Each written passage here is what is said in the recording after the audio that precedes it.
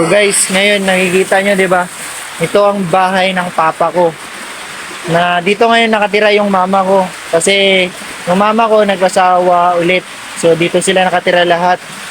So yan yung bahay ni papa ko noon. So mahirap nga pala kami guys, kaya ayun. Nagsisikap ako mag-aral para ay ahon ko sila mama sa hirap. Ayan oh, umulan. Ayun yung umulan. Oh. Ang guys oh. Oh. Tumutulo. Oh.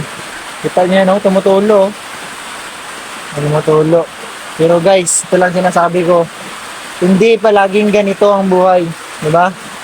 Kaya ako nagsisikap, tinatapangan ko yung loob ko na makapagtapos para kahit ako ang pinakagago sa pamilya namin. Yan.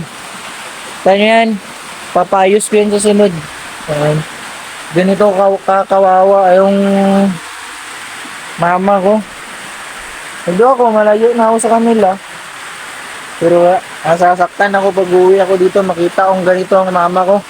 Ayan o. Oh. Ana. Ayan o. Oh.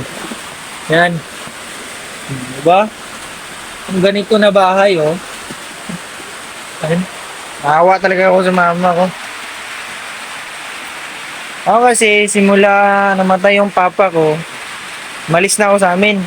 Naging independent ako. Nag-aaral ako. Working ako. Ngayon, college na ako. Pero yun lang, sikap lang talaga tayo. Kawawa.